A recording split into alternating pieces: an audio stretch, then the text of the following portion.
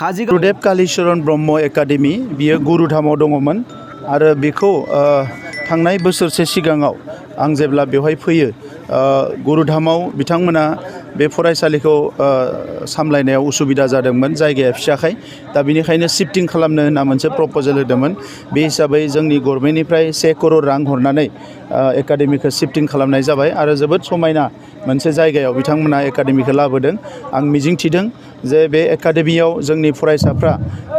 माखासे सोलोंथाइ लानायजों लोगोसे गावनि केरियारजों दानायजों लोगोसे गुरुदेव कालीचरण ब्रह्मनि जि फिल'सफि बिथांनि जि सानस्रि आरो सान्थौ बेजों बिथांमोना गावबा गावखौनो सासे गोग्गो नोगोरारि महरै दाफुंनो हागोन आरो फैबाय थानाय समाव बे एकाडेमिनिफ्रायबो गोबां जोंनि सुबुं धोन डक्टर इन्जिनियार आईएएस अफिसार मोजां अफिसारफोर ओंखारनो हागोन सुबुं धोन ओंखारनो हागोन आं बेखौ मिजिंथिदों दा बेनिखायनो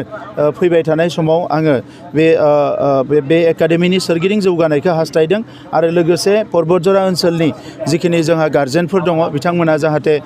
बेखौ अनसायो आरो बेजों बे सोलोंथाइसालिजों बयबो सोमोन्दो लायो आरो बेजों लोगोसे गुरुदेव कालीचरण ब्रह्मनि जिउ सोलेरनि खाथियाव आंनि गोसो गोरबोनि खुलुमनाय आरो सिबिनायखौ आं बावहरदों। लास्ट कुइसन सार बिटिआर ओनसोलाव बे गोदान राजखान्थि हान्जा जोनोम जादों बेनि बेलायाव आंनि फारसेनिफ्राय गाहाम हामलायनाय बावहरदों बिथांमोना बिटिआर ओनसोलनि रायजो राजानि जाहाथे मोजां खामानि मावनो हायो आरो मोनसे मोजां थांखि लानानै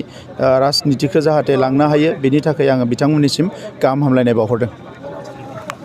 खुलुमबाय नोंथांमोननिसिम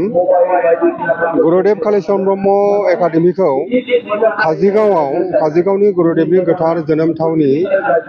गुरुधामाव 2007 मायथाइयावनो बेखौ गायसननाय जादोंमोन। ओनसोलनि रायजो राजा आरो फरायसा आफाद गुबुन जोंनि माहारियारि आफादफोरनि रायजोफोरनि हेफाजाबजों 2007 मायथाइयाव गुरुदेव कालीचरण ब्रह्म एकाडेमिखौ काजिगावनि गुरुधामाव गायसननाय जादोंमोन। दिनैसिम बियो मोजाङै मोजां सोलिनानै दङ आरो बियो 18 बोसोराव आगान होबाय आरो गुरुधामाव गुरुदेवनि जोनोम थावनि जेनोखि गुरुधाम बे गुरुधामाव मोनसे बर' हारिनि तीर्थधाम मोनसे बियो टुरिस्ट स्पट जाथों बियो मोनसे तीर्थधाम बयनिबो दावबायनायनि बयनिबो नायबिजिरफैनायनि मोनसे मोजां गोथार थावनि जाथों बेबायदि सरकारा बिटिआर सरकारा बेखौ आखायाव लादों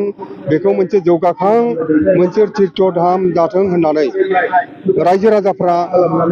लोगोसे बिटिआर सरकारा मानव गेदेर CM प्रमद बर' बिथाङा बे बिथांखिखौ लादों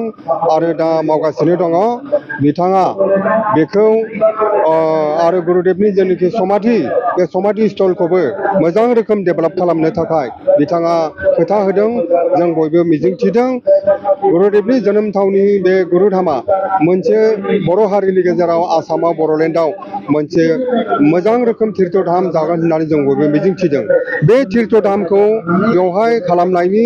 थाखायनो जोंनि गुरुदेव कालीचरण ब्रह्म एकाडेमि गुरुधामाव जे दंमोन स्कुल बे स्कुलखौ दिनै बे गोदान केम्पासाव बेवहाय लाबोनो गोनां जादों आरो बेवहाय खुब मोजाङैनो मोजां जोंनि बे जेनोखि हस्टेल एकोमोडेसन आरो क्लासरुम एकोमोडेसन गासैबो हौवासाफोरनि हिन्जावसाफोरनि आलादा हस्टेलनि बेबस्था खालामनानै गासिबो जे नांगौमानि कनस्ट्राक्सनखौ कमप्लिट खालामनो हानानै रायजो राजा आरो बिटिआरनि CM मानगोनां प्रमद बर' मानव गेदेर बिथांनि हेफाजाबजों जों दिनै खालामनो हानाय जादों आरो बे खालामनो हानायनि सेराव जोंनि जेनोखि मेनेजिं कमिटिनि स्कुल मेनेजिं कमिटिनि आफादगिरि बिश्वनाथ ब्रह्म बिथांखौ आं रोजा साबायखर होयो। बिश्वनाथ ब्रह्म बिथांनि नाजानायाव दिनै खुब डिसिप्लिन भाबै जोंनि बे स्कुला फरायसालिया गोदान केम्पासाव माने बियो एस्टाब्लिश जाबाय आरो बियो साननैसोनि उननिफ्रायनो गोदान सेसना बे फरायसालियाव आरम्भ जासिगोन। दिनैनि हाबाफारियाव नुजाफैनाय साफ्रोम रायजो राजाफोरनो माबाफोर हाबाफारियाव नुजाफैनाय जे रायजो राजाफोरनो नोंथाङा माबाफोर रायजो राजाफोरनो बेखौनो बुंनो सानो आं बे फरायसालिनि गायसनगिरि हिसाबै दुलाराय पर्बतजरा एबा बर'नि रायजो राजा बिथांमोनखौ बेखौनो बुंनो सानदों जे गुरुदेव कालीचरण ब्रह्म एकाडेमि काजिगावनि बे गोदान केम्पासाव थानाय गोदान बिल्डिंआव नैबे साननैसोनि उनावनो जे स्कुला जागायसिगोन बेवहाय जाहाथे बयबो एडमिसन लानानै गोबां फरायसा एडमिसन लाखाबाय बेवहाय एडमिसन लानानै जाहाथे बयबो मोजाङै गोग्गो सोलोंथाइ लानानै गुरुदेबनि जे माहारि दानायनि जे सानस्रि आरो गुरुदेबनि आदर्श बेखौ मान होनानै गुरुदेबनि सान्थौ सान्थिजों बेवहाय माने सोलोंथाइफोरखौ होनाय जायो बे फरायसालियाव हाबनानै जाहाथे बयबो गोग्गो सोलोंथाइ लानो हायो माने बेखौ आं बयखौबो खावलायनाय जाबाय। मोनसे गोजोनथाव खौरां कारिगावनि माइगं बाथौ फरायसालि सेनियर सेकेन्डारि स्कुला लानानै फैदों मोनसे गोजोनथाव खौरां।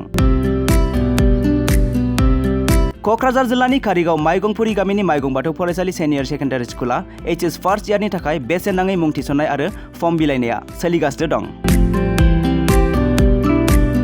बे माइगं बाथौ फरायसालि सेनियर सेकेन्डारि स्कुलाव आर्ट्स स्ट्रिमनि थाखाय इंलिश, बड' एबा MIL इक'नमिक्स, एजुकेसन, एडभान्स बड', हिस्ट्रि, पलिटिकेल साइन्स आरो अल टि इंलिश गासैबो आयदाखौ मोननो हागोन। आरो बे माइगं बाथौ फरायसालि सेनियर सेकेन्डारि स्कुलाव इंराजि आरो बर' मोन्नैबो बिजों थागोन। लोगोसे बे फरायसालियाव हिन्जावसा आरो हौवासाफोरनि थाखाय आलादा आलादा हस्टेलनि फेसिलिटिबो दं। नोंथाङा जुदि नोंथांनि गथ'खौ HS फार्स्ट इयारनि थाखाय गोदान मुं थिसननो सानदों अब्ला मानोथो गोबाव खालामनो? थाबैनो बे माइगं बाथौ फरायसालि सेनियर सेकेन्डारि स्कुलाव बेसेन होनाङा जासे मुं थिसनहैदो। आबुङै मिथिनो थाखाय 8011 394710 एबा 8133845456 नङाब्ला 7638023455 नैबे जानबुं नाम्बाराव फन खालामना खौरां लाहरनो हागोन।